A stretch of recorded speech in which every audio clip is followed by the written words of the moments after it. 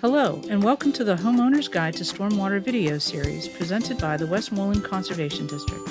This is Part 3, Does My Project Need Stormwater Management?, where we will explain how to assure your municipality that your project meets the guidelines for an exemption or no harm category in your municipal ordinance. A project that meets an exemption is usually when land improvements are being made, but no impervious area is being added.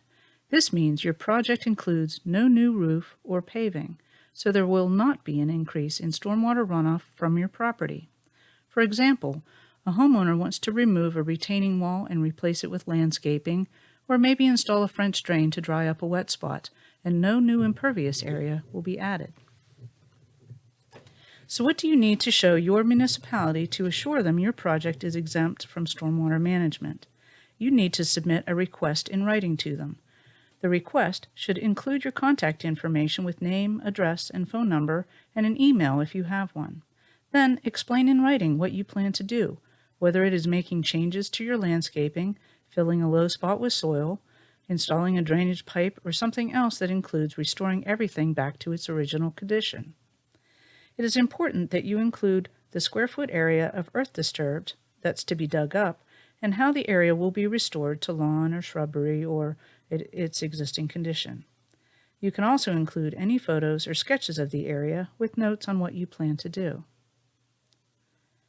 A letter to your municipality may look something like this. Add the date, address it to your municipality, and include an explanation of what you plan to do, like digging, repairing an underground utility, adding some landscaping, and that there will be no new impervious area. Please ask them to accept this request for exemption from stormwater management as required by the Stormwater Ordinance, and then sign your name with your contact information and attach any pictures or sketches that you may have.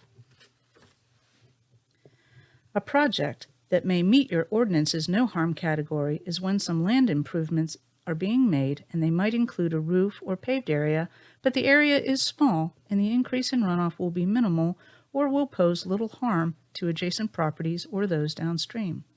You must find out if your project can meet your municipal requirements for no harm. Only then can you submit a request to the municipality for a no harm designation for your project. An example of a project that may meet no harm requirements is a homeowner wants to install a small patio or shed, and the total roof and paved area is less than the maximum square foot requirements set in their ordinance. So what would you need to show your municipality to assure them your project meets the no harm requirements of the ordinance? Like exemption, you will need to submit a request in writing to them. First, include your contact information, then explain in writing what you plan to do, whether it's making changes to your property like paving a parking space or patio, adding a small shed or small garage, or even a small home addition. It's important that you include the square foot area of earth disturbed and the square foot area of any new roof or paving that will be added. Also, explain how the remaining area will be restored.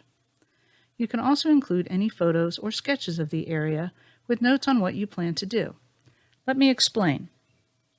Before you send anything to your municipality to show that your proposed changes will create no harm, take some time to take a good look at your property and what you already have on it. Roof area that covers your house or your garage. Driveways, garages or sheds that are detached from your house, patios or pools. Where are your downspouts that collect the gutters from your roof? Utilities. Do you have any underground utilities that might be affected by your project? Is there any wet spots in your yard, or do you have a stream running through it? Are there storm pipes or inlets that are in your property or run underneath it? What is your landscaping like? Once you have a good idea of what your property looks like, you can make a sketch plan to add to your letter to the municipality. A sketch plan is a simple map of your property from a bird's eye view. This plan will help show the municipality what is included in your project. You can start with a piece of paper. Graph paper works good, or you can access the county's tax map section of their website and print out an aerial photo of your property. Then find some sticky note stickers and markers to make notes. Large sticky notes can show your home, garage, and driveway and their relationship to the property line and the main road. Smaller sticky notes can be used for sheds, patios, swimming pools. Dots or stars can show where gutters and downspouts and utility connections are. Then you can use arrows to show where a stream or water might flow through your property. Arrows and lines can also show where utility lines go. Next, you will need to add up all the new roof and paving that you propose to add to your property. For our example, the new impervious area would include a new shed that's 10 foot by 20 foot or 200 square feet. A new patio, to go with the shed, might be 10 foot by 10 foot for another 100 square feet.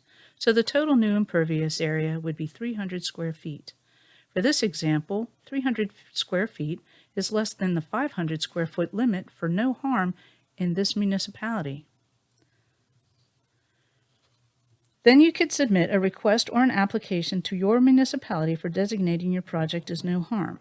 If your municipality does not have an application that you can fill out, you could submit a request in writing that looks like this. Include the date, address it to your municipality, and then explain what your project will include. Then request designation as no harm and ask them to consider the attached sketch plan and calculations for consideration as no harm from stormwater management as required by the stormwater ordinance.